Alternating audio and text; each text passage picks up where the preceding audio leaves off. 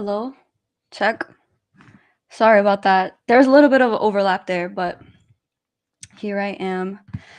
Hey, hey YouTube, hey Twitter. Woo, okay, 6 minutes in.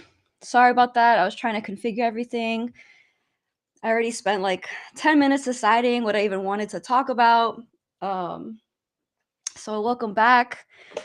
I'm RM Dacha, as you might have been able to tell, and I am back to stream tonight about some very interesting occurrences in the last I want to say couple of months, really few months. Things have kind of culminated to what we have now, which is a lot of a lot of what is it called? What is it? Convalescence? Convalence? I don't know. Am I coming up with words? Uh, but it's a lot of, a lot of it has to do time spent recovering from an illness or medical treatment, recuperation. So convalescence, I would agree with that term. I think today, May 4th, really marks kind of a turning point in what's been going on lately, especially in media. Media, as we all know it, to be this overarching narrative creator, um, social influencing entity. We're seeing now that it is not what it seems to be. And a lot of it has come to the forefront and has become exposed by these actors in the world that are contradicting basically the accepted messages that we've been given. And I know you all know what I'm talking about. We're talking about all the stuff going down with Judaism and its practitioners. Really has not been too favorable to them. And if you are not sure what I'm talking about, let's go to the hotbed itself, twitter.com, which is still Twitter in my heart. Okay, this is just my feed. Look, my feed has become very much overtaken by these figures who very much support the so-called like America first, that that Groiper stuff. And it is so crazy how even that term, even like the names of like Mr. Fuentes and of like all these causes like patriotism and Christian futurism, how it has just become this like this bubbling to the surface and then like an overflow and just like an overspill like out of the pot, because it was meant to be contained, right? That's what the public, that's what the general kind of mainstream people like are discovering. It's that, oh well, actually what we have been told and fed in school, in on TV and the internet, is not organic. It's not a reflection of, okay, this is the world that we live in. Let's trust what people are telling us is true. Okay? The truth, the real truth, is coming out from people outside of that paradigm, outside of the traditional, what do they call it, legacy media, outside of that conventional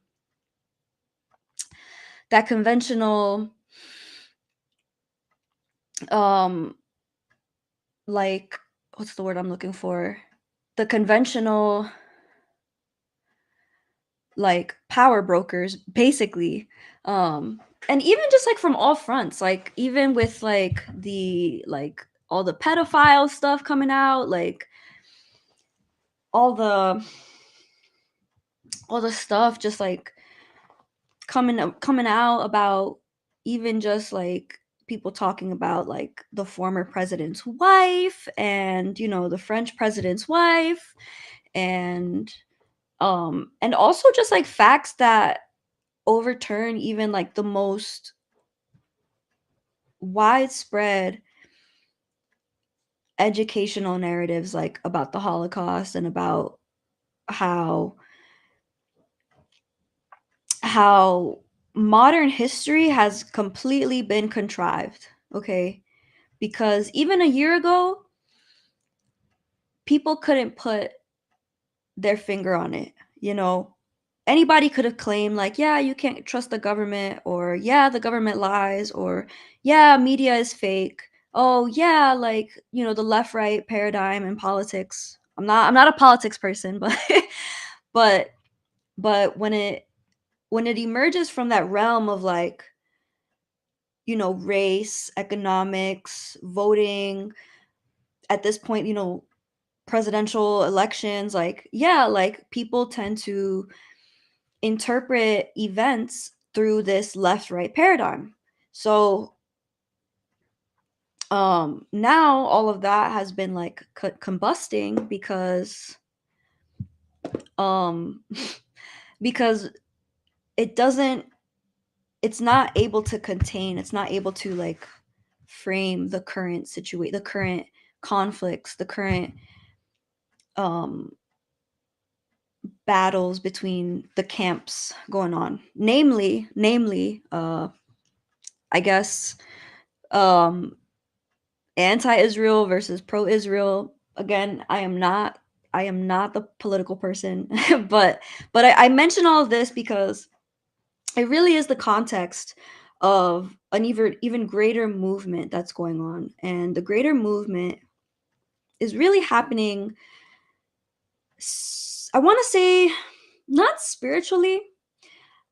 Well, it is happening spiritually, because I think anybody can tell, anybody can, and when I say anybody, I'm speaking people basically like in the closest demographics to me. So like people in the demographics like adjacent to like Gen Z, adjacent to online commentators, and adjacent to, for me, I'm mostly in the theology field, I'm mostly in ancient history, pre-modern history, um, theology, religion, and I want to say even philosophy. I do mostly like, I feel like I do mostly social philosophy.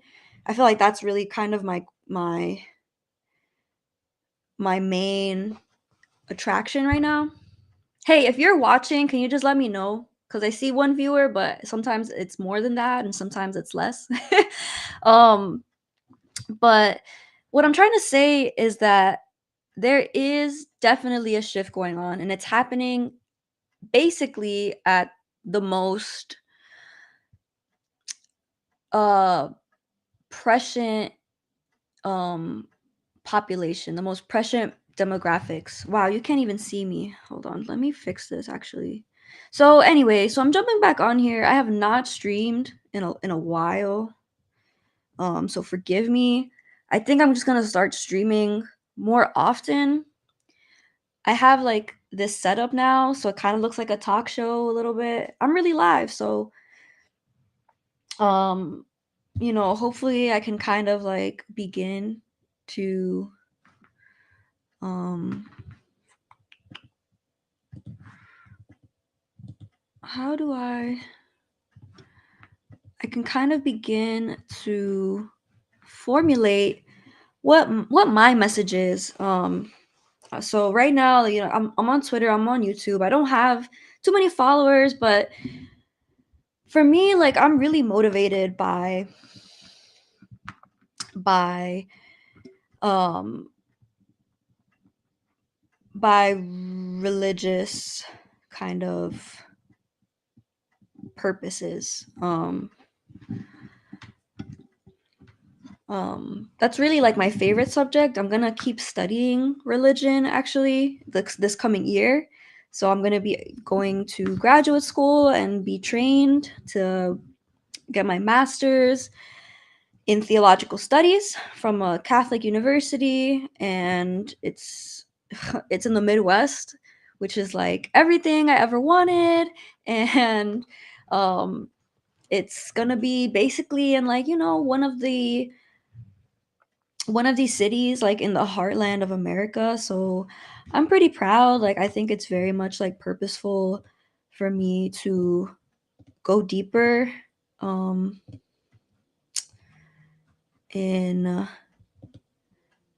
that direction, because truthfully, like, things are not things are not going backwards, guys. Like, with all of this happening, like with Elon Musk and um Twitter, and let me fix my background really quick. I don't even know why they put this one. Okay, that's a little better. I like that more. Um with Twitter and just like politics and really, like, honestly, political media, because politics is still kind of the same. I mean, just like that bill that they just passed just shows how stuck in a rut these politicians are, that they cannot see beyond their own, like, assigned agenda. A lot of them really have kind of sold America. Like, I saw this tweet once, like, they sold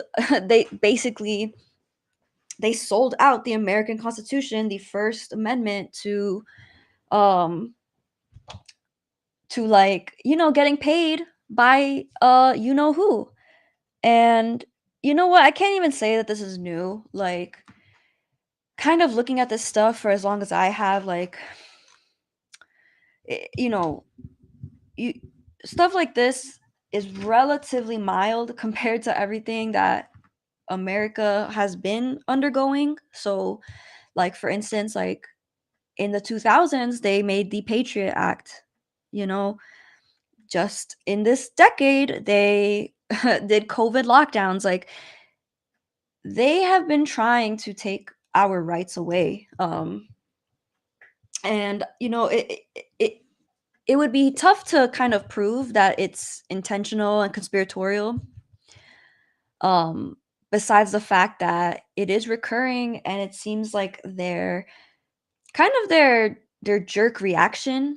Um, I don't know how devious it is, but it's definitely like this principle that keeps encroaching. It's not even a principle, it's like a pattern that keeps encroaching and infringing on, like, this this vestibule of freedom that we have here in America. Like, America has its own kind of, not beauty, but it's like, it has a lot of advantages. Um, just the fact that it's one country from coast to coast. You know, we have all types of, like, terrain and climates, and you know, like, we have all these great things, like, interstate highways and the medical industry and all this stuff that's so great. And I'm not even trying to, like, go over all of that too much. What I'm trying to say is that this country and, like, this generation is very ripe for manipulation. It's very abundant and um it's very attractive to people who would want to extort it, unfortunately. Thankfully, like, the US does have a really, long history of, you know proclaiming individualism and proclaiming this this like frontiership, just being at the cutting edge of modern um of development, um political and geographical area near beyond a boundary, referred to as front, the term French that mean borderland. So pioneering, frontiersman maybe is a better word, but that really tends to characterize, like, kind of where America has always occupied um, its role in modern history, really. Um, Even in the 20th century, when we were isolationists, and you know America was still just continuing to um, not thrive, but just bank on its own kind of like strength. Um, okay, now I'm talking nonsense, but regardless, I kind of wanted to go over this video that I have here. It is by okay, this is Michael Jones. Okay, I I'm not a student of his necessarily, but I have been listening to him for, I would say, it goes back maybe 4 years ago to when I really kind of like was exposed to him, and I learned kind of a good bit from him in terms of modern history, in terms of kind of that sense of like um American sovereignty versus conspiratorial like infiltration. So um he has this live episode here, and so just as some background, he's much older. He is of the, I don't know if he's boomer or Gen X, probably boomer is the same, right? Generation. He's like in his 70s. He's in the Midwest. He's Catholic, and he's actually made like a fairly um well respected name for himself, just as a writer, as a publisher. Well, he does journalism. He's, a self-proclaimed journalist, and a lot of his projects culminate in these actually really well written, well researched books about. Let's see. I'm trying to look. As you guys can see, he's considered anti-Semitic, and I will show you just now, right now, why that would be the case. Um, okay. Oh, come on. Where's this website? Culturewars.com. Is that going to work? Okay. So here you go. This is his latest book, The Holocaust Narrative. I highly recommend his works. I think he has such a punchy way of informing his audience about, okay, this is the state of things, and this is exactly why it's the case. Somebody of his age usually would have started his career, decades ago, have been, fully prolific by the time I was born. So it's really amazing to see how um this is another one of his books right here, how his perspective really, tends to, foreshadow these current developments that we see. Um, I feel like figures like him, they're always so spot on because they have so much perspective, because they're able to identify these rifts and these changes and these patterns that eventually have, political consequences, social consequences. Um, so you can see here the magazine. So anyway, this is not me trying to like promote him, but I'm trying to give some context, like all of these like anti-Semitic kind of like tropes and discussions, they have a precedent already. They have already like um formal developments um in in society, in academia. So let me just actually um um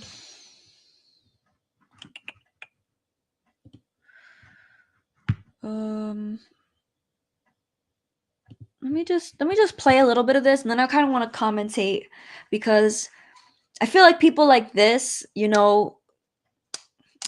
man, definitely like required reading. Like I have yet to like really pick up one of his books, because I'm not, my field is not really in modern history.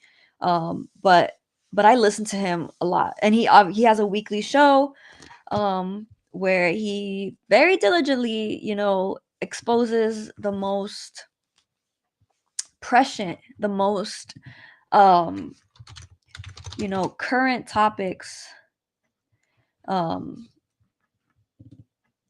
that um would need attention. So, um, without further ado, let me play some of this clip and kind of get into my opinions, how this applies, um, what we can say about it. House of Representatives, 300. Hello, welcome to another episode of EMJ Live in beautiful springtime South Bend, Indiana, as the world is in a total uproar. And this is why. Bill passed, Anti-Semitism Awareness Act, just passed the House of Representatives, 320 to 91. The bill has broad bipartisan support and will begin the process of cracking down on the anti-Semitism we've seen run rampant on college campuses across America. What he's calling anti-Semitism is, of course, the students protesting the genocide in Gaza. He forgot to mention that. So it sounds as if there's some type of causeless, irrational eruption of something or other here on college campuses, and that is not the case. It is the human reaction to massive injustice. I was on college campuses in 1970. I graduated in 1970. There was a huge uproar back then. We left with my wife, and I walked through her campus trying to get people to join the protest. And what was that about? It was about Nixon sending the troops into Cambodia. Nothing in comparison to what the Israelis have done in Gaza over the past 6 months. Nothing compared to that. That led to Kent State, where the National Guard was called in, armed with M1s, which are combat rifles. Okay, you fire a bullet from an M1, it goes a mile in the direction, and they killed 4 students. And that led to eventually the end of the draft and the end of the war in Vietnam. Let's hope that this will bring about some type of end without people having to die. But the way the troops have been trained here, it's obvious that they are looking at the police. The authorities are looking for trouble. They are going to crush this protest with maximum brutality, because this is different. This has to do with the Jews. And once you start dealing with the Jews, then all bets are off. Everything is different. None of the normal rules apply, including the United States Constitution and the First Amendment thereto. So yesterday, I tweeted this statement: 320 congressmen betrayed the American people for Jewish money. Judas got 30 pieces of silver from the Jews to just betray Jesus. Mike Johnson got 500,000 from IPAC to put Americans in legal jeopardy for quoting the Bible.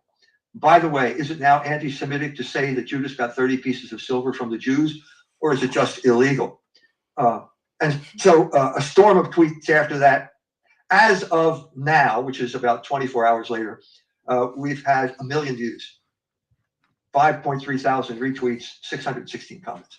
This is not so much a comment on my eloquence, which I'm sure is part of it, but it shows you the rage that is just simmering beneath the surface here because of the entire world watching the Israelis get away with murder. That is not an exaggeration. They are getting away with murder. And there's a sense of insecurity that is creeping through the entire world, which is basically, if they can treat the Palestinians that way, what's to prevent them from treating us this way? Nothing. Nothing. And the magic formula is going to be anti-Semitism.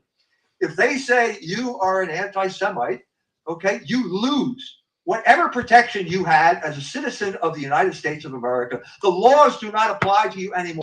The Constitution will not defend you. You will be at the mercy of these bloodthirsty people.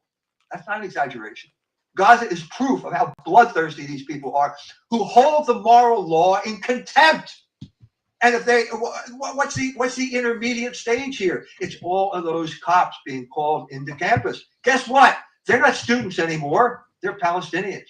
They're terrorists. All you have to do is read the talking heads. And so once you dehumanize those students like that, before they were students at Columbia University or whatever, now they're terrorists, and now these goons can come in and treat them like Palestinians. And we know what that means. And why did they do that? How did they learn that? Because they were sent to Israel.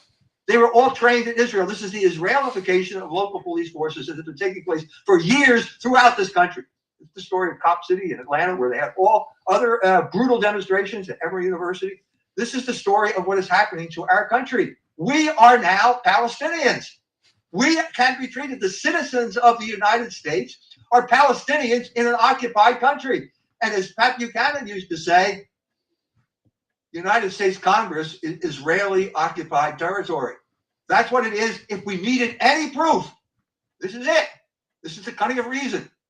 They did exactly what they shouldn't have done. They gave us proof that the entire Congress is under the control of the Israel lobby, and the entire Congress, as long as you stuff their pockets with Jewish money, they will turn on the people that they were elected to represent, and they will expose them to legal jeopardy, to the point where if you quote the Bible, you can go to jail now. Specifically, if you have to check with the Jew now about whether you're allowed to read the Bible or not. Because if you quote 1 Thessalonians 2, the Jews are the people who killed Christ, and they are enemies of the entire human race, that counts as anti-Semitism. You're not allowed to say that. I have said before, it was kind of lonely back in 2009 when the first edition of the Jewish Revolutionary Spirit came out, and I immediately got on the ADL shit list, okay? But it's not lonely anymore, okay? There are just too many people out there who have been antagonized, who've been slandered by the ADL, and now the reaction is setting in, okay? Now, this is a crucial time for the Jews, especially. It's a crucial time for America, but it's also a crucial time for the Jews, and we talked about that last week. Jonathan Glazer, the director of a Holocaust movie called The Zone of Interest, got an Academy Award, because you always get an Academy Award when you do a Holocaust movie. And he said, I refute my Jewishness. We refute our Jewishness. This is a crisis for the Jews right now. Okay? And it should be a crisis for the Jews, because it's now obvious what the Jews stand for. This is the Jewish people, the same people that crucified Jesus Christ. The Sanhedrin then, major Jewish organizations now, those same people are the people who are crucifying the Palestinians in Gaza as the world stands by and wrings its hand. And the more we stand by and wring our hands, the more you can feel the rage building. So I'm going to take my stance now, and I'm going to give some advice to my friends, the Jews, okay? A lot of Jews have followed my advice, okay? We talked about that before. They are now in an absolutely existential crisis, as Jonathan Glazer's Oscar speech said. This is a man who understands Jewishness. He understands that Jewishness means that his people are enemies of the entire human race. This isn't just St. Paul anymore. The United Nations knows this. When there's a vote, it comes up. There are four countries that basically stand, three countries that stand with Israel. One of them is the United States, and one of them is Nauru, and the other one I don't even remember though. Nauru is a shithole country in the middle of the Pacific Ocean that eats fried chicken shipped in from Australia. The United States has totally isolated itself because of its association with Israel, with the criminal regime in Israel. And now, as I said, there's an existential crisis for the Jews. So I know that people find this hard to believe, but I love the Jews. I've said it before. Okay, so before I let him get into kind of like the crux of this entire episode, I just kind of want to talk about a little bit about this like dilemma that keeps getting you know pro is that the right word, prostrated, posited, keeps getting posited, which is that like, okay, Jews are supposed to be these victims, right? um who was I listening to? Oh, I was listening to another streamer talking about how this victimhood that these Jews purport to have is right now trying to become uh sort of like indisputable. And the way they're doing that is by, well, obviously like antagonizing, okay, already like the terrorists, the quote unquote terrorists, but now um antagonizing these so-called protesters. And it is so unfortunate how these efforts of these students, right, these very real students who attend these universities and pay a pretty penny to you know have a good resume, create a network, have a nice good record to get a good job, or whatever it may be, they're risking their lives to um to call for divestment from Israel. Now, I thank God that I graduated college already now, about to be 5 years ago.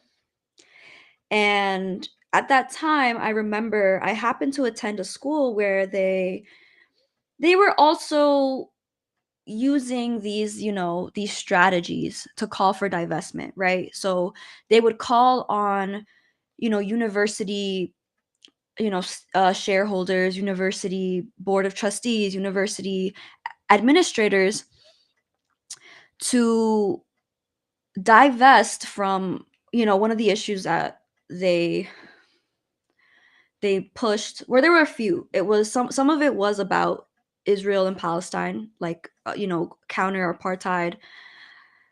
Another one was divestment from fossil fuels. So a lot of campaigning for the school to become, to reinvest into cleaner energy or whatever that might have been. And the third thing was about like giving, somehow penalizing like accused sexual assault uh you know defendants, students who had been accused of like sexual assault, like the Title IX stuff. This is very much like the 2010s. This is like pre-COVID type of stuff, like pre just October 7th type of problems. So they would use these strategies of like doing a teach-in, doing a walkout, doing like some kind of like demonstration to show solidarity, to show support for these causes. But what's happening here is that it's very much like this play of like of because it's crazy, because somebody was saying, I forgot who it was. It was some kind of like pro-Israel person was talking about how these students have all been radicalized because they follow the paradigm of the oppressed versus the oppressor. Okay, Marxism, basically cultural Marxism, and perceiving, Gaza as the victim and Israel as the colonizer and the oppressor. And now they all identify with, this underclass that wants to rise up. But that is such an oversimplification. That is such a, like, just just like, you know just like a very, like, disingenuous interpretation of, like, what's really happening.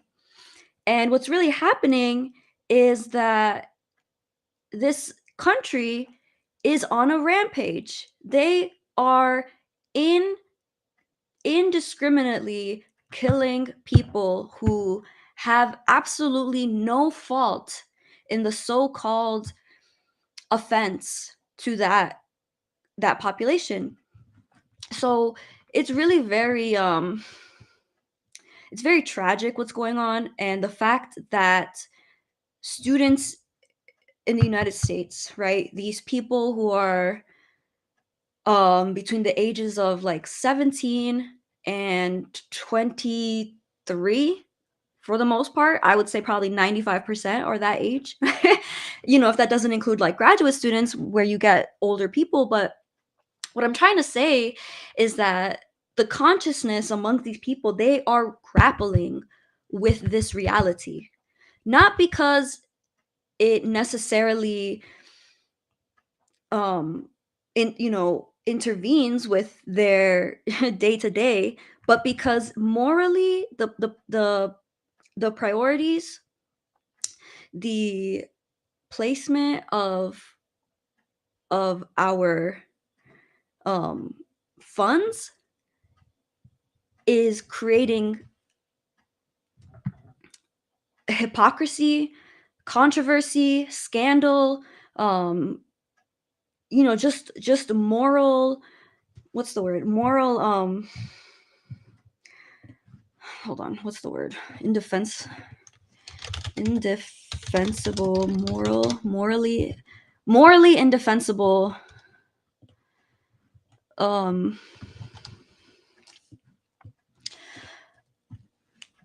uh agendas.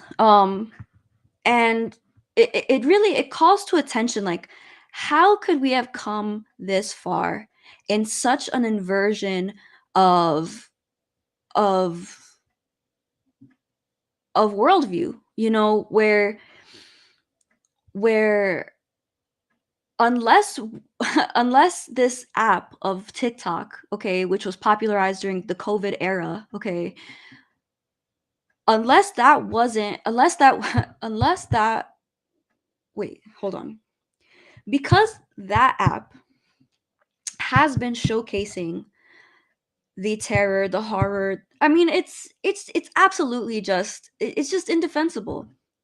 Um it's not acceptable on any terms, on any standards.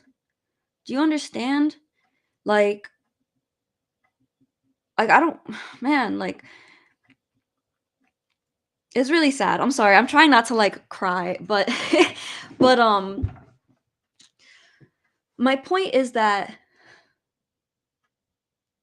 um it does go back to religion. It does go back to spirituality. And I'm going to let EMJ kind of get on this because he says it so well. And when I first saw this clip, this episode, I was like, eternal fire, like that sounds like my first impression of that was just like, wow, that is so like trite. Like that's such a trite like approach to theology. But when he gets into it, like it really is like um it kind of hits the nail on the head, because I think the difference between Christian theology and so-called like Jewish theology kind of comes down to how you perceive this like eternal fire. And he gets into it. He gets into it. And it's mainly a reference to Jonathan Edwards' sermon. If you guys actually know what that um what is it? Is it called Eternal Fire? Jonathan Edwards. So, okay, so this is the sermon to help your conception of what hell is. Now, Jonathan Edwards, I believe, was a Puritan or some kind of Calvinist.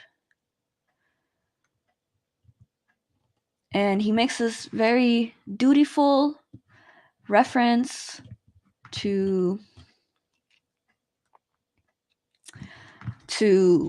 basically the elements of hell, which are burning. Here we have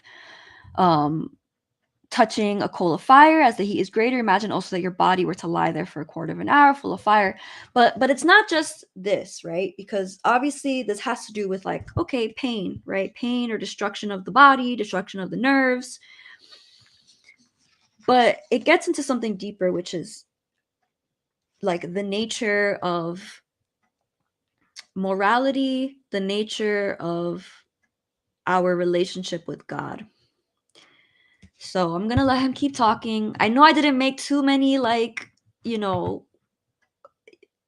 points, but definitely worth a listen. And I love to just kind of pick this apart because it doesn't get said enough. It doesn't get said enough that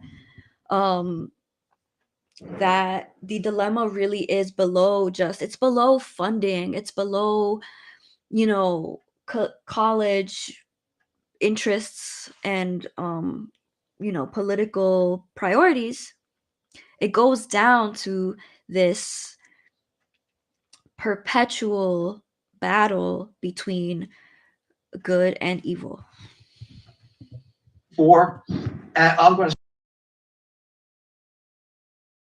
I say that because the Jews are my enemy.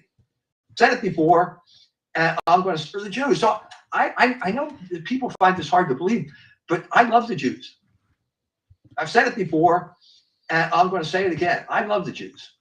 Now, I say that because the Jews are my enemy.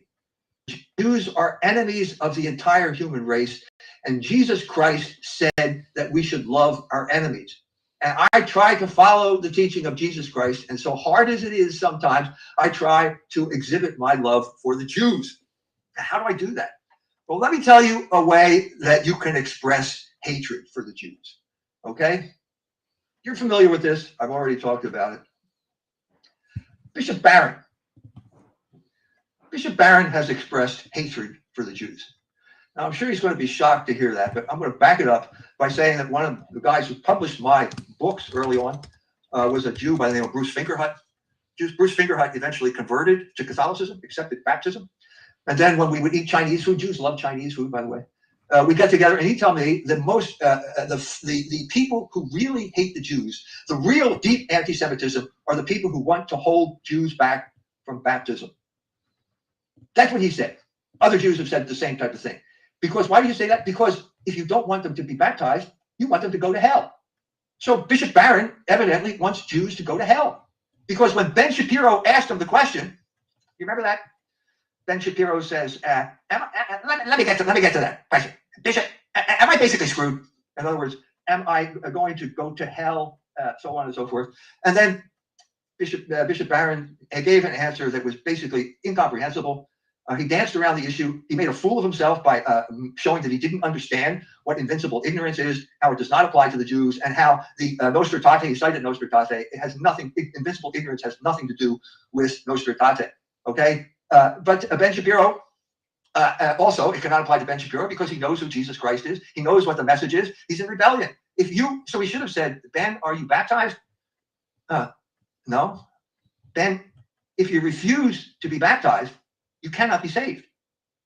Okay, now that's the theoretical statement of the issue here, and that's true. I dare any theologian to contradict what I just said. I dare any theologian in the Catholic Church, any church. If you refuse to be baptized, you cannot be saved. That immediately eliminates invincible ignorance, got nothing to do with that. If you refuse to be baptized, you cannot be saved. What does that mean? What does that mean? Now, we've gotten to the point where it's so abstract. Okay, so you're not saved. So I guess I end up in hell. So what? So what?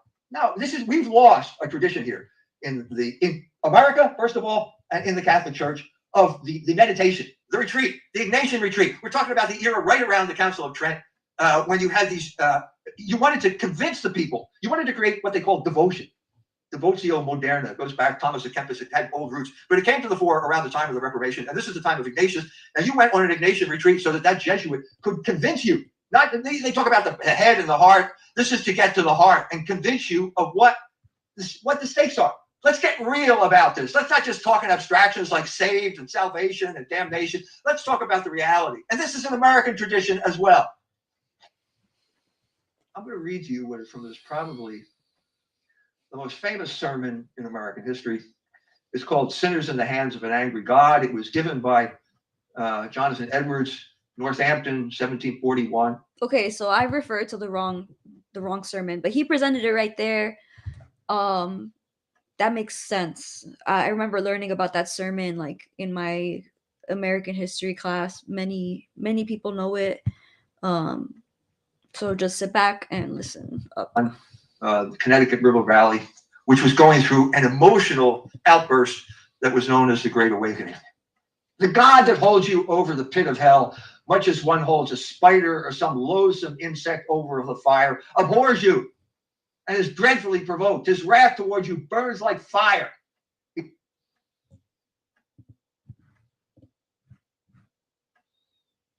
Oh no, what happened?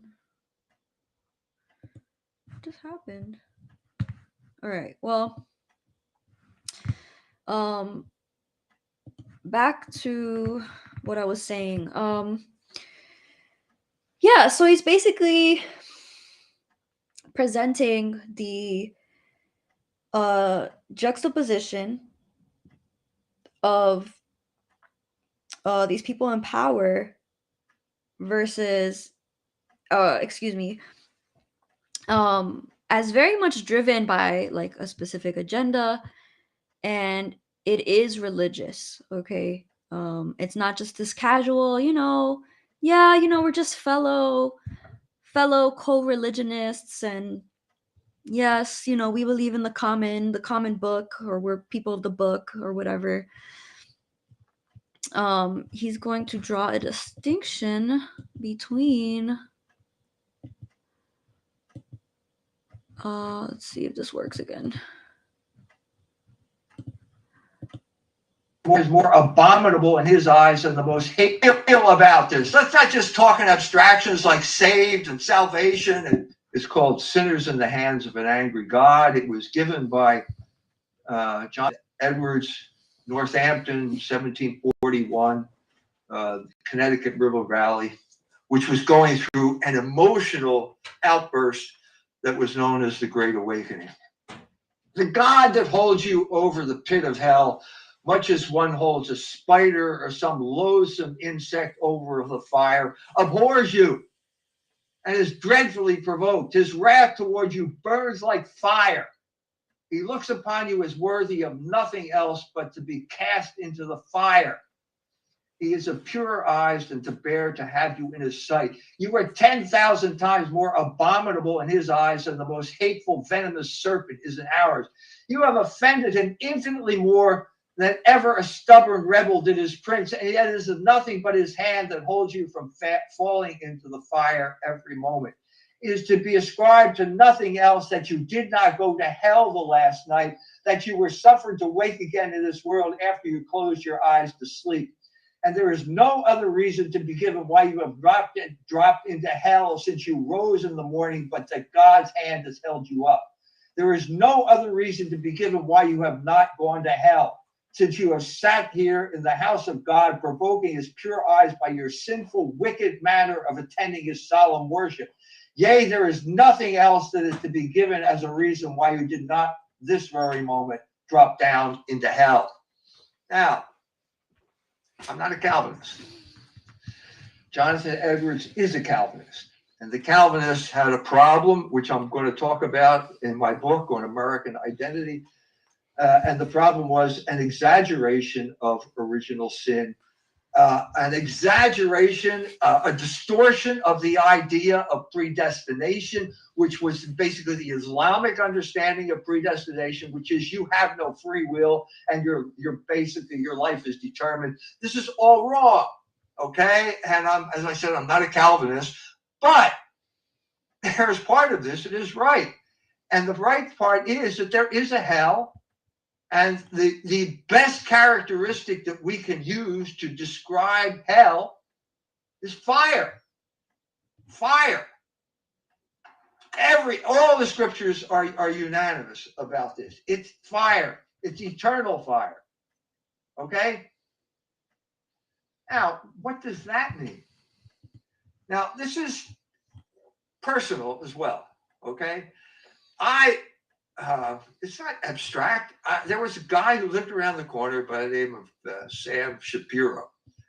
He was a professor of history at Notre Dame. He walked into my life literally, and he continued to walk into my life for the rest of his entire life, which was about 20 years.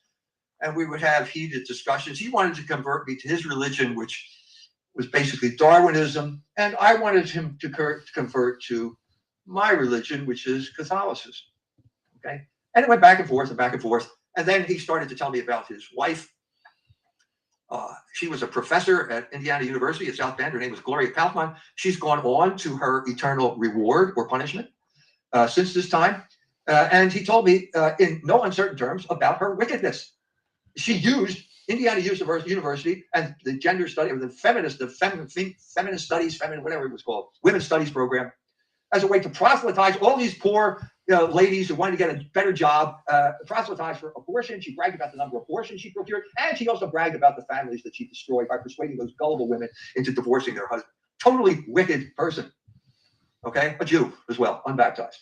Okay, and then published it in an article. And Sam refused to talk to me. Sam, why are you not talking? You're the one who gave me the information about your wife. I would have never known this unless you told me. The wife was called down to IU because she brought a witch in here. It was also a witch's coven. She brought a witch in here, and public funds paid for this witch to do witchcraft. It was a religious service. Okay, that wasn't good. So Gloria got called down, but then, so the president brings her into the office and he should have fired her on the spot. But she had Jewish privilege. And so she went back and continued her wickedness until the day she died. Okay.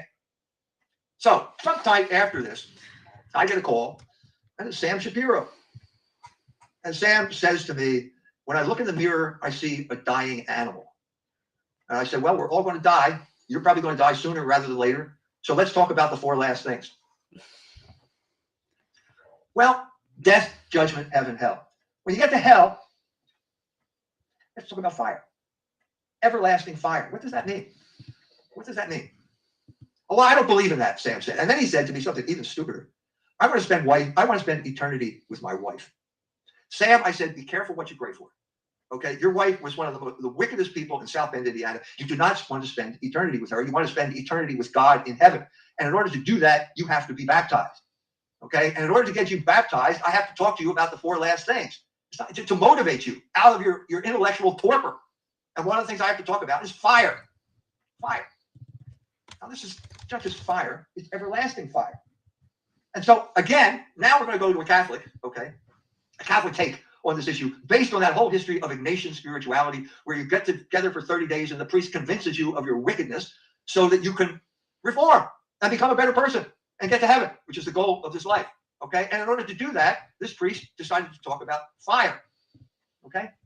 Just an experiment for my Jewish friends out there, for the Jews that I really, I'm the guy who has your best interest in mind. Take your finger and hold it in a candle flame for 10 seconds. And then you take it out and then think about the pain in your hand. And now you're going to go and put something on it, and eventually it's all going to go away, because that's not eternal fire. This is the sermon. This is the starting point for the sermon that I'm going to talk about here. Place your finger for a moment in the flame of a candle, and you will feel the pain of fire.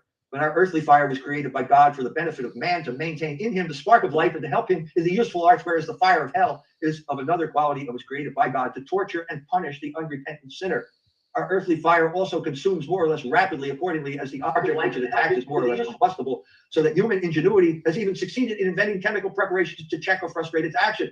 But the sulfurous brimstone which burns in hell is a substance which is specially designed to burn forever and with unspeakable fury. Moreover, our earthly fire destroys at the same time as it burns, so that the more intense it is, the shorter is its duration. But the fire of hell has this property, that it preserves that which it burns, and though it rages with incredible intensity, it rages forever. What does that mean? Forever. That means eternity. And so the preacher goes on. Last and crowning torture of all the tortures of that awful place, namely hell, is the eternity of hell. Eternity.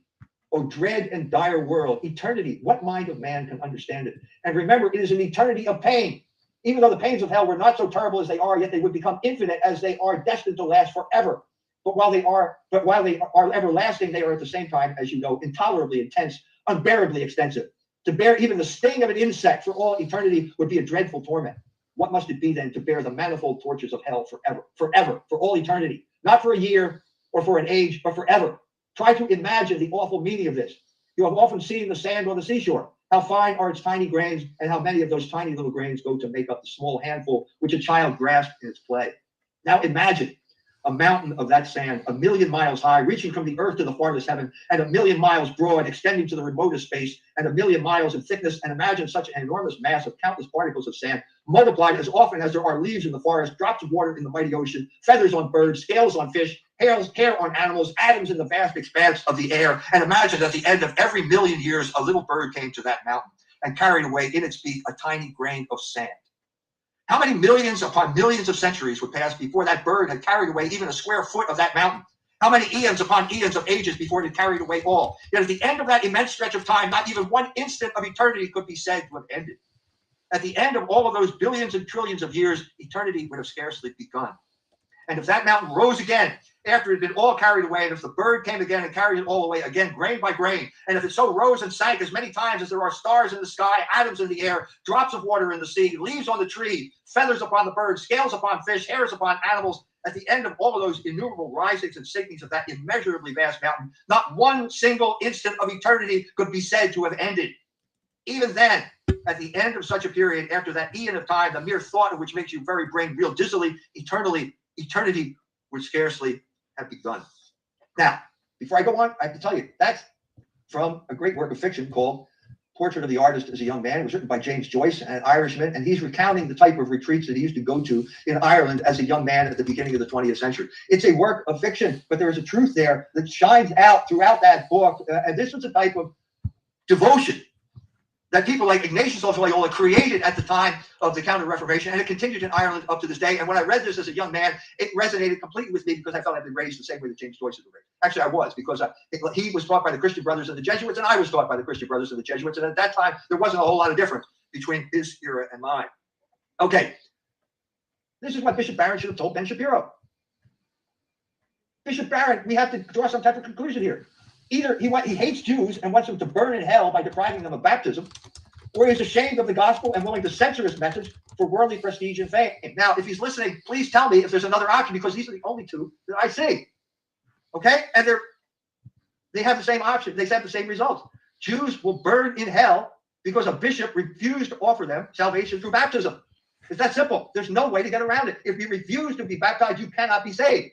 If you refuse to be baptized, you will be damned, and that means you will spend eternity in fire of the kind that we have described here. There is nothing. There are no other options. I challenge any theologian to say where I'm wrong here. Okay? Now, there's such a similar situation here. There are two options for the Jews now. Okay? And both of them involve annihilation. First option is the one the Jews are pursuing right now. The name of that option is Masada. If you don't know what it is, at the time when the Roman legions destroyed the temple, the Jewish revolutionaries escaped from Jerusalem to a hill called Masada, and when they got to the top of that hill, they killed themselves. They committed suicide. Anthony Blinken climbed Masada on his own 2 feet, didn't take the elevator because it had deep meaning to Anthony Blinken. This is what his father-in-law said. It's in his memoir. This has deep meaning for us now because we are now involved in the Jewish suicide mission that began with Masada, because we're supporting the suicide mission that the Israelis are currently on right now in their war of extermination against the Palestinians. There's a second option, and this is the one I recommend, and it's called baptism. Now, both of these options involve self-annihilation. Okay? You only have two options now, my Jewish friends. Okay? You can follow Netanyahu to the crest of Masada, and you can all kill yourself by committing suicide, one way or the other. Or you can accept the annihilation of the Jew that is known as baptism. If you get baptized, you are no longer a Jew. Every Jew understands that. That means you are no longer responsible for the Jewishness that Jonathan Glazer feels that he needs to refute. You are no longer responsible for the crimes of the Jewish people, from the killing of Christ all the way up to the killing of Palestinians in Gaza. This is you can feel the rage building. And if you can feel the rage among human beings, this gives you some indication. Is God angry? Can God be angry? Yeah, I think he is. Just give credit to Jonathan Edwards where credit is due, because no one is talking about the anger of God. And what if there's one thing that causes the anger of God, it is the slaughter of innocents. The Jews are notorious for this. Abortion is a fundamental Jewish value. Herod slaughtered the innocents because he tried to get to slaughter Christ, and he failed. The Israelis are slaughtering the innocents in Gaza as we speak, and they're threatening to do worse now. They're threatening to go into Rafah, which is a refugee camp, because they've been driven out of their homes. They're living in tents, and a tent is no protection against an F-16. I guarantee you that. If the apartment buildings are no defense, a tent is no defense. And they are threatening to go there and to use the words of Donald Trump to finish the job. That's a suicide mission. Whether they know it or not, that's a suicide mission. And I'm a friend of the Jews. I have your best interest in mind because, unlike Bishop Barron, I'm willing to tell you the truth. And the truth is what St. Peter said when he went to Jerusalem. You killed Christ. When he said that, the Jews were cut to the heart. And they said to him, what must we do to be saved? And he said, you must be baptized. That offer still stands. That is your last chance. That is your last chance before Masada. It's either baptism or Masada. And you've got to make the choice. And I pray you to make the right choice this time and not end up like Sam Shapiro. That's my rant. Let's hear what you have to say. Okay, hello again. This is Micah Jackis, Dr. Jones' assistant. Okay, you guys. So,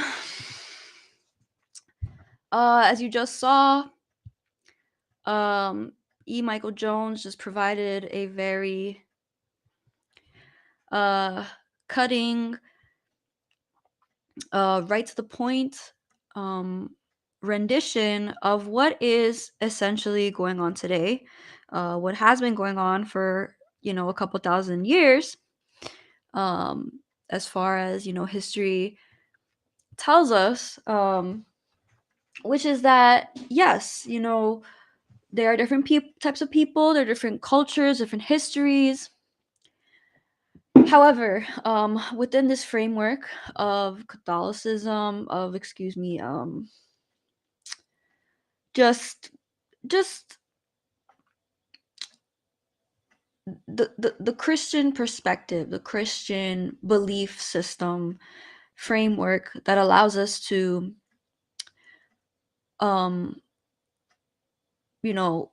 prostrate before God and give him our sensibilities, and to forsake our own self-interests in favor of glorifying God's will, of fulfilling God's will.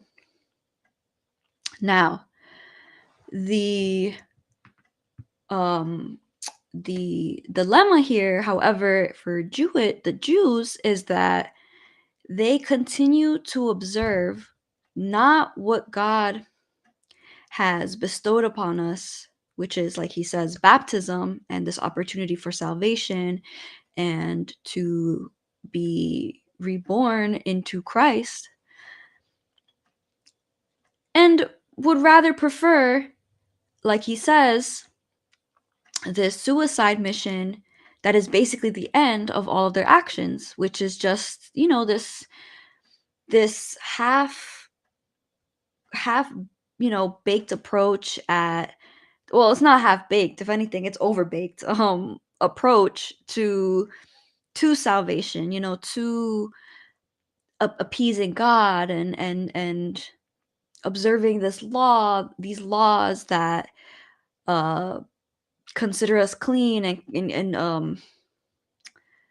it's like these practices that they have, all these like holy days and um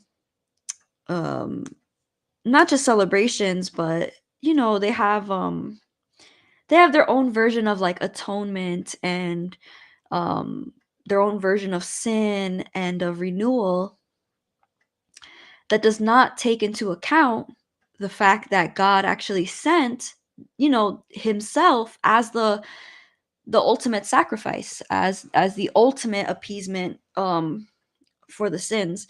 So forgive me, that's not the most accurate way of interpreting that theology, but essentially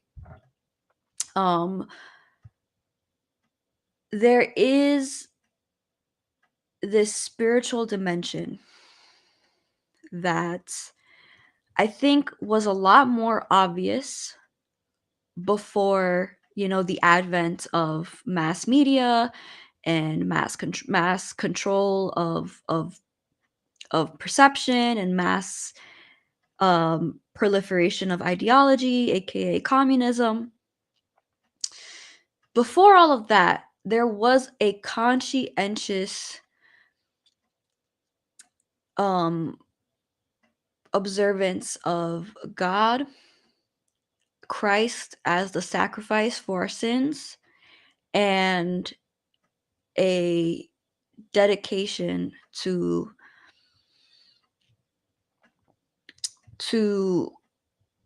observing um the message of salvation, the good news.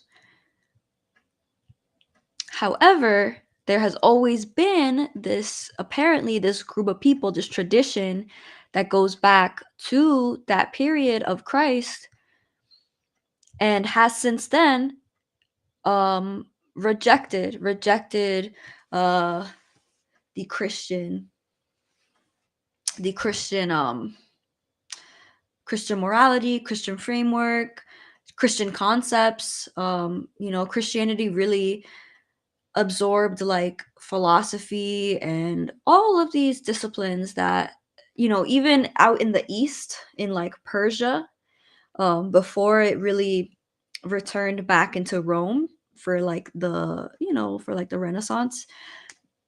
In the Middle Ages, philosophy and Christianity, or Christians, preserve philosophy very much for the interest of of um of directing human potential towards God, towards the faith in Jesus and proclamation of his word. And I really I think just in those, what was it, like 40 minutes he was speaking, he really captures again like that crux of like, well, it's more than just riots and peaceful versus violent, or violence versus tactful military strategy. It really goes back into, you know are we rejecting God's gift for our lives? Are we resigning ourselves to God's will for our lives, God's plan for our lives? And we are. I think that um, we must study history. We must be precise about the parallels that we are drawing, because, like Nick Fuentes had said, um, in I think it was like the last AF episode, he had basically like was stating how, oh, American patriots versus, the white boys protesting, whatever commotion the white boys stirred up, that it was like a portrayal of like, American patriots fighting the commies. And but in reality, it's about pro-Palestine protesters uh being um agitated by pro-Israel protesters. So, the good and the bad really gets obfuscated, unfortunately, and unfortunately it's gonna keep getting like um abused.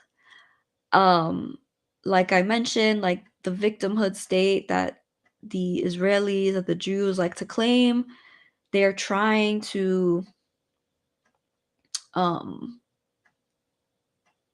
use that in favor of their cause, which is basically to say like, hey, like, you can't attack us, hey, we can do whatever we want, and whatever you think we're doing is incorrect and you're anti-Semitic.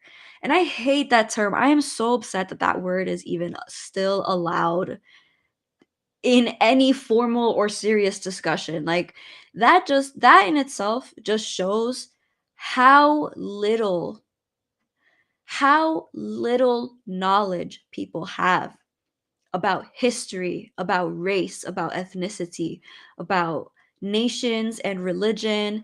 And not to say I know so much, but even come on, like even I see how preposterous like the use of anti-Semitism is to characterize um to characterize um freaking what these Eastern European um like migrants, basically. I don't even know what to call them, but it's just such a disgrace, I think, to for any like intellectual, anybody with, what is it, intellectual integrity or intellectual honesty. Like it just goes to show like how much political ideology really has started, has basically hijacked, like, you know, academia and any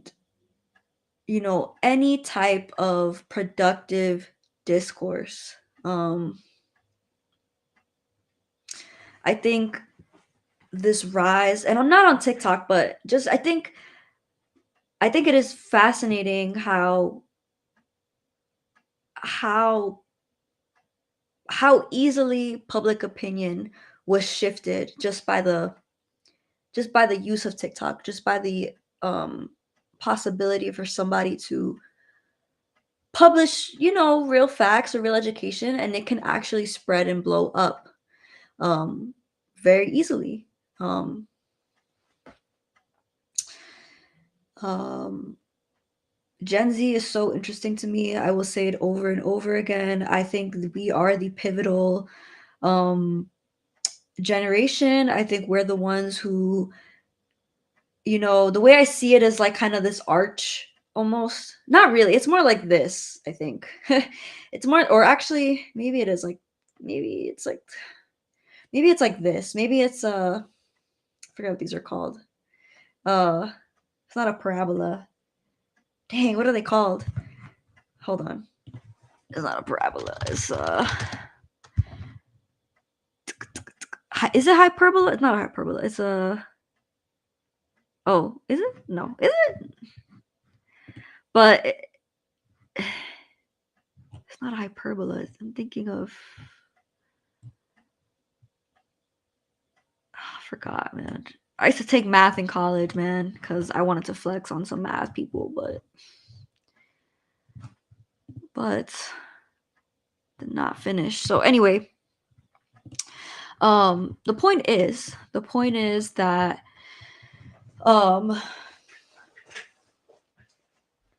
all of these changes, and this is just me casually speaking, like I have no really formal argument, but again, like I'm super fascinated by like, again, this juncture that we're approaching, or really that we've passed, because honestly, like, it's pretty like, it's a pretty big deal that Nick Fuentes got unbanned on Twitter. Like he really was kind of this like litmus test of like, okay, are people being banned, or excuse me, are people being restricted because of actual like indiscreet behavior, or because of political interests or political agendas? um and in this case, Elon Musk, he purported to support, or excuse me, he purports to support the principle of free speech, insofar as, you know you don't violate the law, and you don't violate, terms of service, and and I think the most like explosive part of it is that Nick Fuentes really isn't, he isn't a criminal. Like he really isn't like this agitator or like violent or like, you know, invasive person. He is just so stalwart in his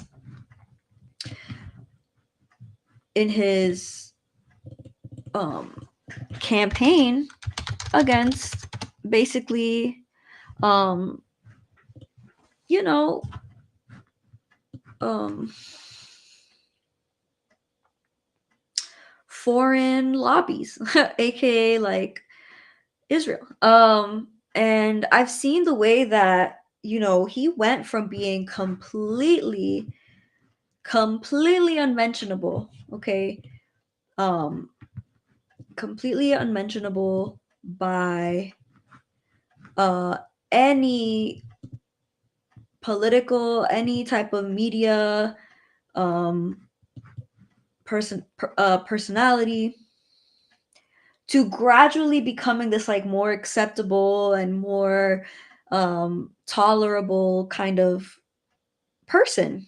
And it's so crazy because now because it's just like, it just seems like such a like, I don't know, it seems a little bit grifty in my opinion. Like it's like people are like, hey, like, you know, this is a really where all the young people are, like let's mention him, instead of being like, okay, well, you know, this guy's back in the news, this guy's back trending, you know, being actually honest about the fact that he was always influential, was always on point, was always um really just genuine in his approaches.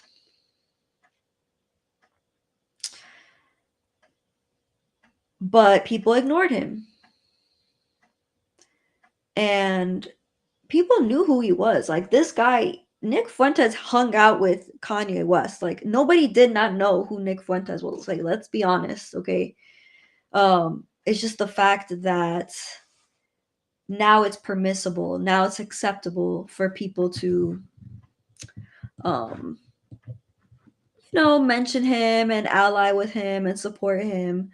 So we'll see kind of how it plays out. I saw that like Andrew Tate kind of like tweeted at him, and all the gripers were like, yeah, like, you know, totally like we totally like you know, support this allyship.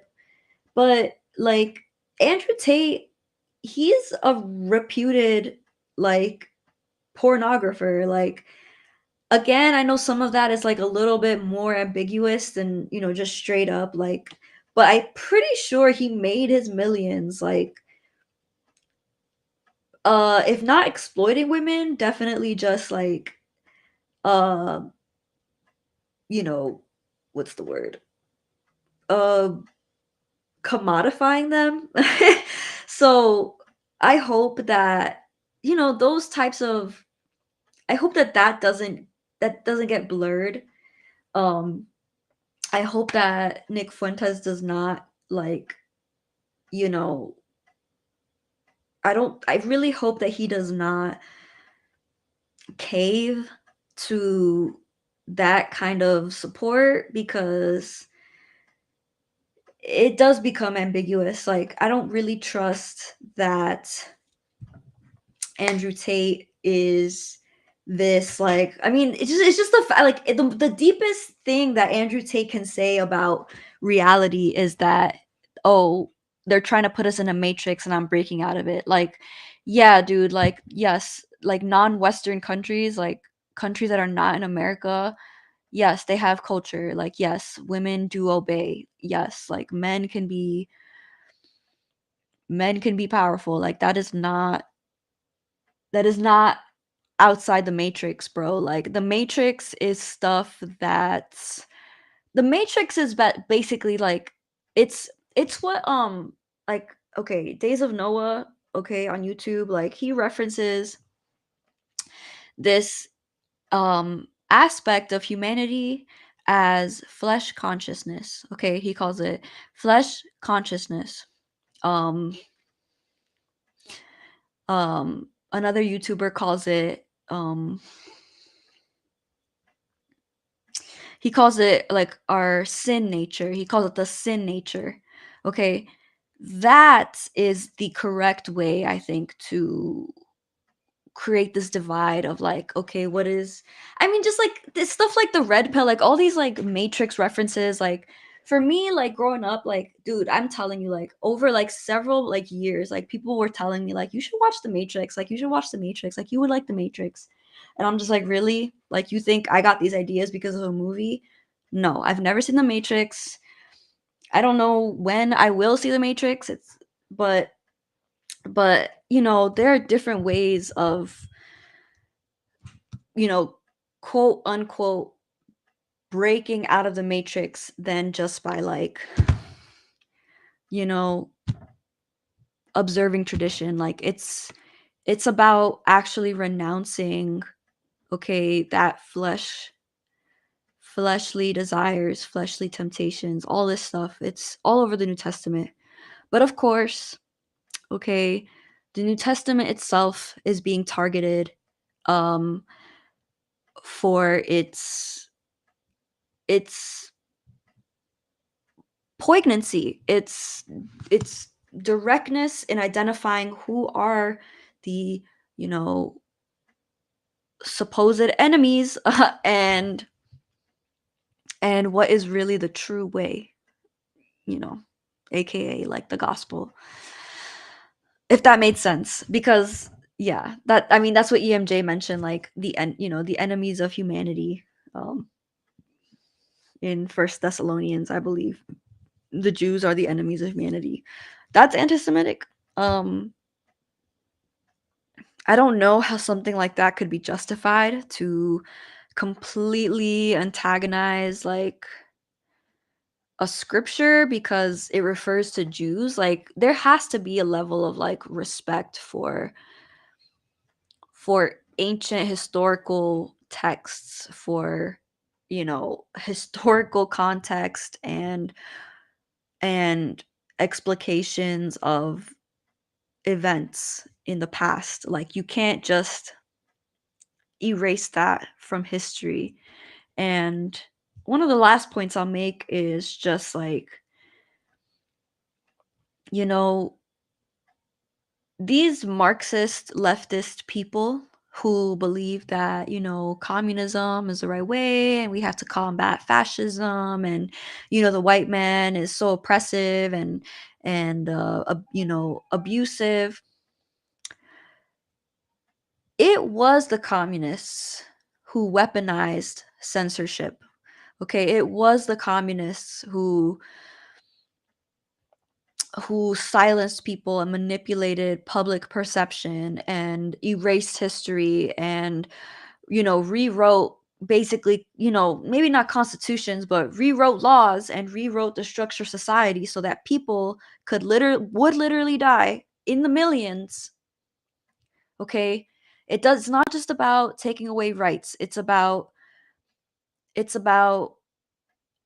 usurping sovereignty for the power of the state. Okay, worship of the state.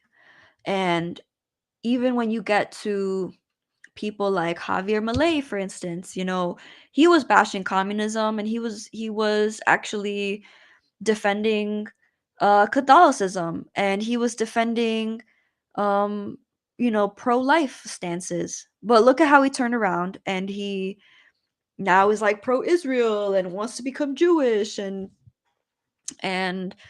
you know, just very much contradicting his platform, where he campaigned on, and instead just um you know, just uh adopting like this like, just, I mean, if you're,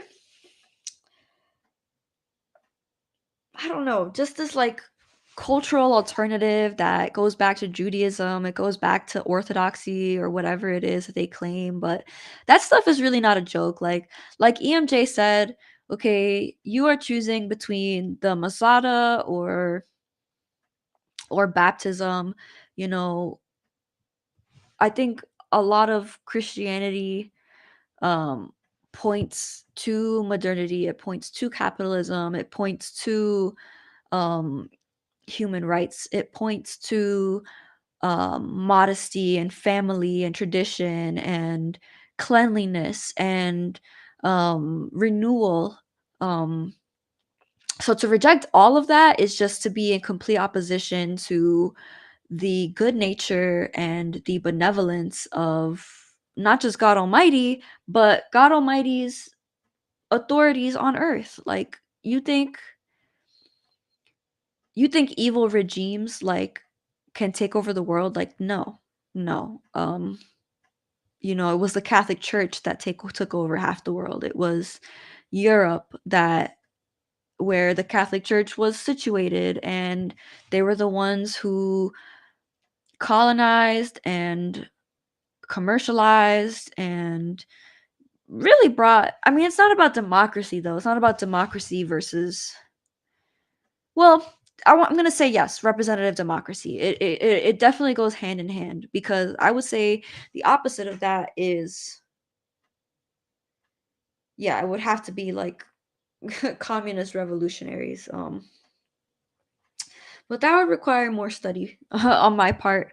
Um, I have not gotten any um, chats, so I'm gonna assume that nobody's watching. Nobody has anything to say.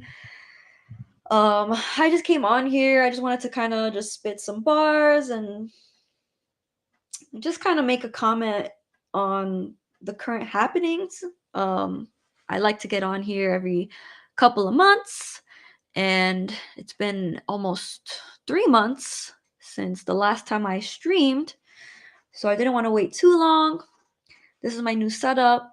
Um, I think there's a lot to look forward to in terms of this upset, this huge upset. Like, wow, like, oh, this evil guy now has a platform. Like, whoa, like what's gonna happen? Like, people are gonna get brainwashed and misinformed, and we have to stop it and write laws against it. And no, I think this is really about like Gen Z kind of making a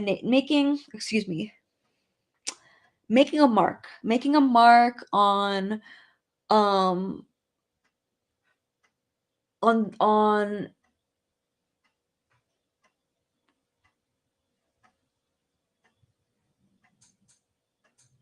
on the transition of power, I guess. Because a lot of people in like government right now, like they're old. I feel like they're old. Like I'm thinking about people like Chuck Schumer and Nancy Pelosi and um who else? Joe Biden, like all those heads, like they're on their way out, yo. They should have been retired. Like it's crazy that we have a president who's 80 years old because he was just the most palatable, the most tied to like that. Like I feel like he's just like the last, like he makes us reminisce on like this like Clinton kind of era, like liberalism or whatever. I don't know if that's correct, but that's my opinion. And then on top of that, um like Trump is also in his 80s, like Clinton's are, they're all on their way out. So my hope is that yes, more people start to organize, because there's I remember like a month ago or so, like I was hearing like there's this talk, like, oh, like are militias the way? Or should we like form militias, like about seceding and becoming like kind of this like independent kind of command of infantry, of manpower, of these boots on of these literal like boots on the ground. And there's a lot of talk about civil unrest. Like I know Alex Jones was trying to like push that. It's like, oh, civil unrest is being like designed and everything. But like, like the world is so big, yo. Like, dude, like even this country is like so big, yo. Like an entire city can be on fire, you guys, and literally like 80% of the country would just like not be phased. Like that is how big this country is. Um I am praying that this kind of season can kind of end and we can really like, you know, kind of just kind of make the changes that need to be made. But, I know that Nick Fuentes has said like, there has to be some kind of like calamity. There has to be some kind of, well, not that there has to be, but it's very likely that this won't get resolved until kind of like, shit hits the fan or whatever. So, I'm praying that people will not be reflected or affected, but that instead, like, the good-willed people with the right minds and the right voices and the right intentions in God, that they're able to rise and kind of establish. And for me, I know for me, like I'm very interested in like the aspect of organizing because it's so crazy. Like we're in this modern era and modernity has become synonymous with like basically like abandoning tradition or abandoning, the days of old. But the days of old were timeless. So I just think that people, they are organizing their homes, they're organizing their families, people, they're homeschooling, people are getting properties and homes and homesteading, people are doing all types of enterprise online to reach people and to really just like establish um sovereign thinking, sovereign production of food and protecting themselves with arms and just developing their own opinions. But I think if we are going to be properly like resistant, there has to be like organization,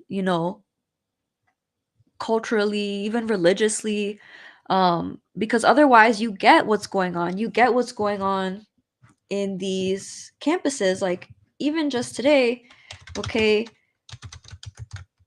like people are um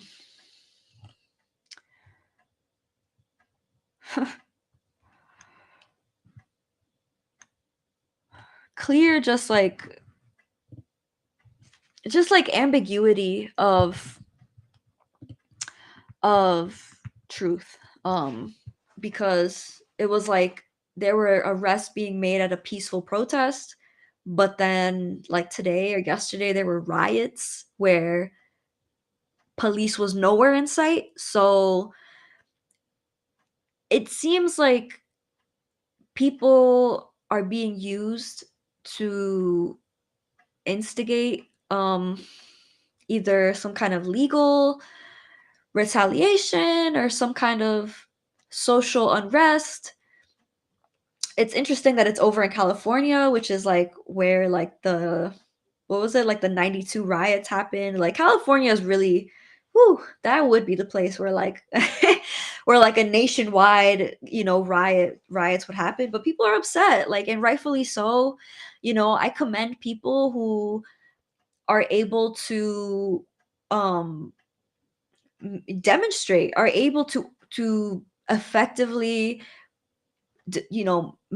resist the status quo. So I'm really hoping that again, like this can all lead to a productive resolution. And I know the school year is ending, so their academic year is going to wrap up. So people are going to be dismissed for the summer, but like these universities are going to have to grapple with like their identity crisis, okay? Whatever it is that they are confused about, that they are so they're so concerned with that they can't even appease their own students morally. Why they, why they're just gonna lose all their prestige? Like, what is it that's keeping them from, again, like, defending their honor, defending their their their stature as, an elite institution that is supposed to raise up, some of the best minds in the world? Why they're losing their credibility, why they're losing their funds, why they're losing their status as that. So I think this generation, again, like, just everything with, like, um with not being indoctrinated by, the same channels that indoctrinated the boomers and indoctrinated the millennials. Gen Z is really, like, I think, gonna take up the mantle, take up the banner of of choosing the right side in this moral dilemma. And it's so amazing that Nick Fuentes, he really said everything. He kind of basically said everything before anybody else. Okay, even like the Hirschfield, the Mansfield thing, like, he literally said it all, like, on Pearl's show. Like, I saw a clip, and they're like, he already put it on the table. He already said, look, like, these are the real facts. This is the correct history. Literally, the history is incorrect the way they give it to us in school. Okay. And I taught world history where they included the Holocaust period. And it was like literally like half of a unit talking about how, oh, anybody could fall for this. Like, oh, it's your neighbors that could fall for this. Like, and it was like looking at like pictures of like Nazi Germany where they were like sending people to camps or whatever. Like, it was just like, it's just so superficial, like, it's so contrived. And I mean, the best way to debunk it is just to look at the facts. And the facts were really, yeah, that Germany was degenerate already, and a leader like Hitler was inevitable to rise and to kick out the destroyers of the society, which was basically, hello, like, yes, the communists and these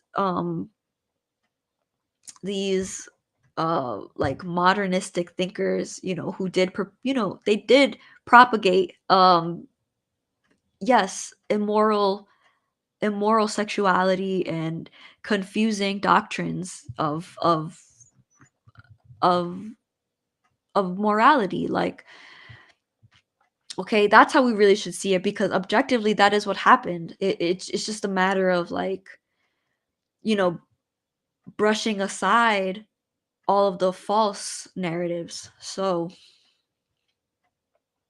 we'll see. I'm gonna see if I can pull up a scripture, actually. Let me see. um Actually, it was. Oh, let's take a look. So Psalm 25. I read Psalm 25 this morning, and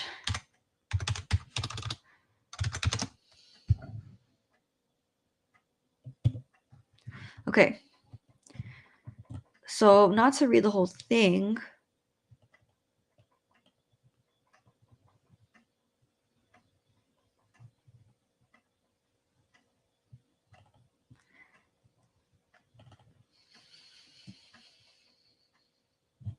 Was it not this one?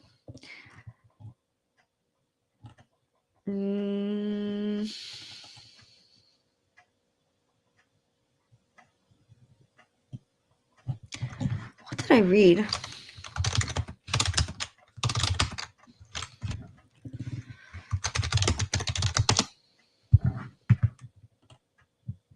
Psalm 94. Uh,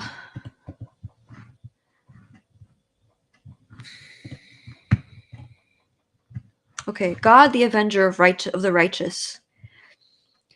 O Lord, you God of vengeance, shine forth. Rise up, O judge of the earth. Give to the proud what they deserve. O Lord, how long shall the wicked exult? They pour out their arrogant words. All the evildoers boast. They crush your people, O Lord, and afflict your heritage. They kill the widow and the stranger. They murder the orphan, and they say, the Lord does not see. The God of Jacob does not perceive. Understand, O dullest of the people, fools, when will you be wise? He who planted the ear, does he not hear? He who formed the eye, does he not see? He who disciplines the nations, he who teaches knowledge to humankind, does he not chastise? The Lord knows our thoughts, that they are but an empty breath. Happy are those whom you discipline, O Lord, and whom you teach out of your law, giving them respite from days of trouble, until a pit is dug for the wicked. For the Lord will not forsake his people, he will not abandon his heritage, for justice will return to the righteous, and all the upright in heart will follow it. Who rises up for me against the wicked? Who stands up for me against evildoers? If the Lord had not been my help, my soul would soon have lived in the land of silence. When I thought, my foot is slipping, your steadfast love, O Lord, held me up. When the cares of my heart are many, your consolations cheer my soul. Can wicked rulers be allied with you? Those who contrive mischief by statute? They band together against the life of the righteous and condemn the innocent to death. But the Lord has become my stronghold and my God, the rock of my refuge. He will repay them for their iniquity and wipe them out for their wickedness. The Lord our God will wipe them out. So, anyway, thank you everybody for listening to me. And I hope that something I said, something I showed was able to connect some dots. This is not really my field. Again, I'm not into modern history, I'm more into ancient history, but this is all like tied, you know, end to end from ancient times. So I'm really hoping again that people like they're able to wake up and make the right decision, because society really has been infiltrated. Society really has been attacked and worked and changed to suit the interests of a relative few, okay? Whether that's in the hundreds, the thousands, or the millions, we as a race, as a human race, are not to be subjected to a particular people. That it was never the plan, okay? I mean, yeah, sure we were subjected to white people, but if anything, I mean, white people brought all this other stuff that has actually um progressed a lot of um humanity. So just, some things to think about. Um yeah, and this is kind of where I am in my mind right now.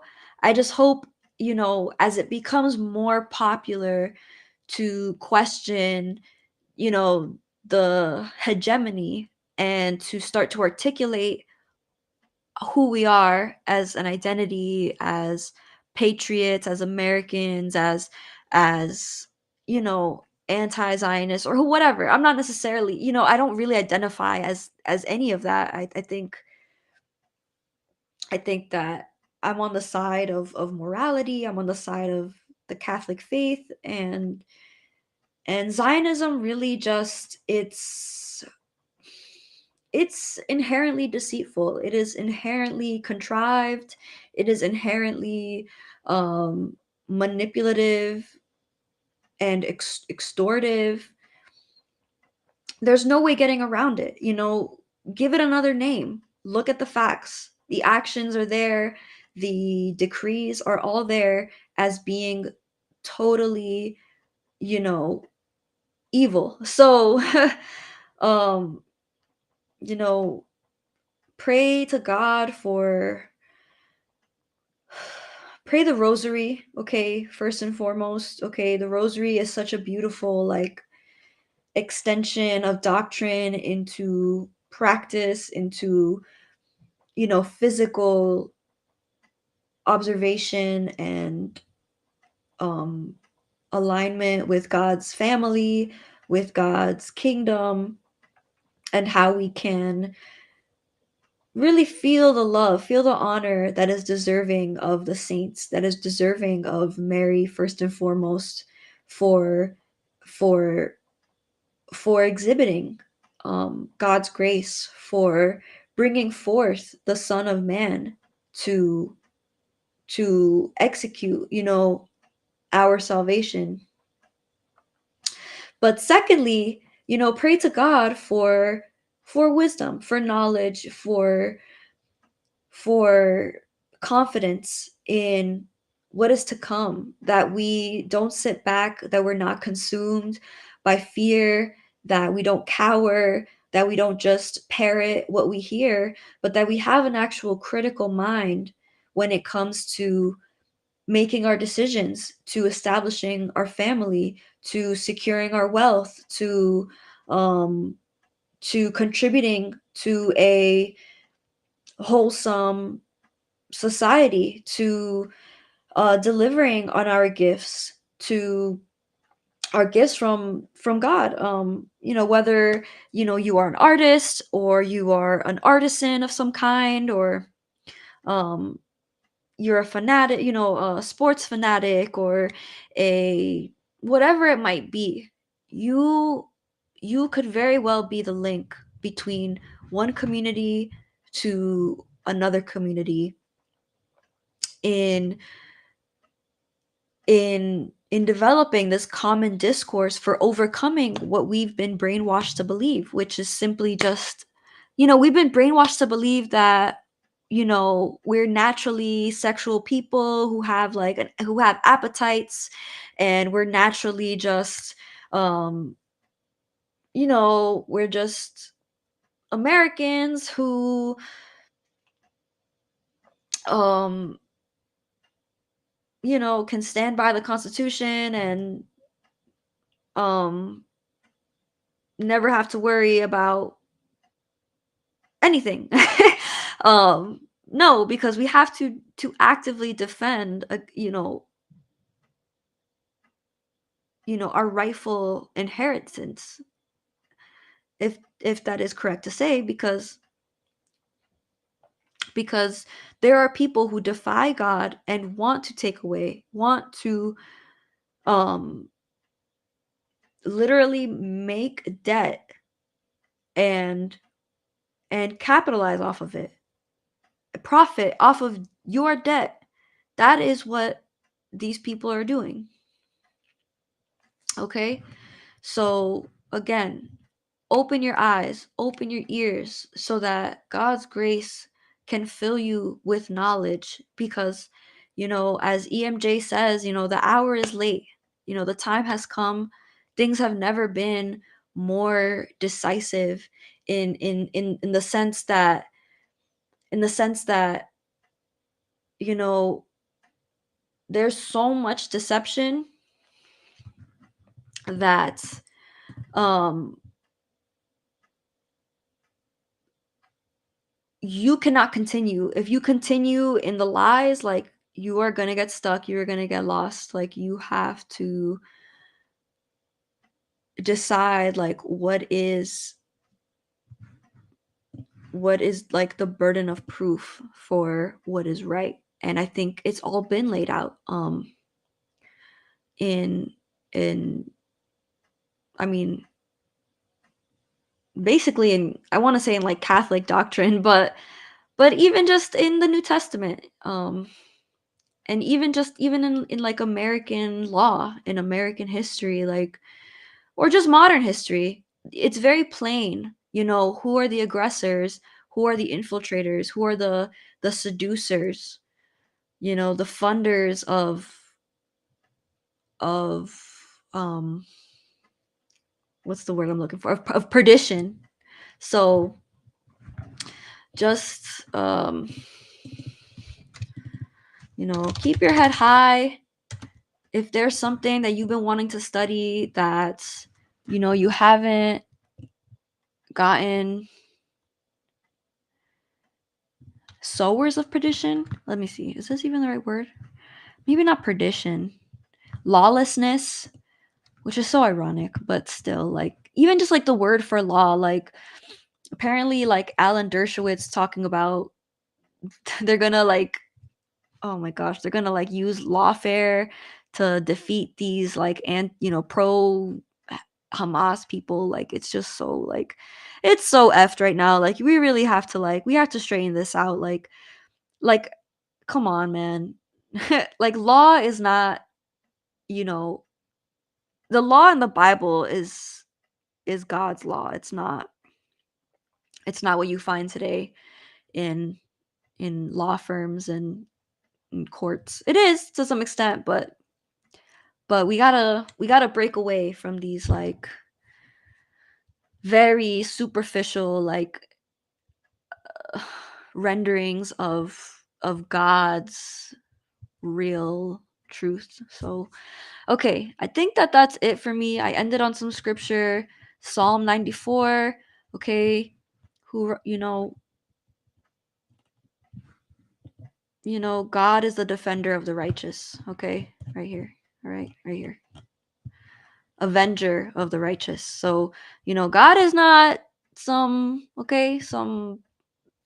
you know lays down and lets people do stuff. Like, no, he makes it known who is the right one. So I'm hoping that whatever this divide is, it can get straightened out. Again, you are responsible for yourself to know the truth, to know the facts, that look, things are not just about who has money and who has power and who caused violence and who is peaceful and all of that.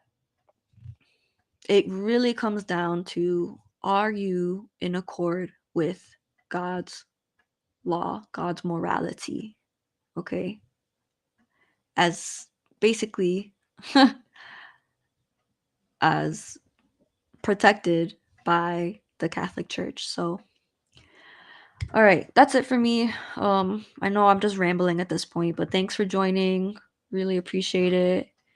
I'm on YouTube and Twitter. Have a good night, and hopefully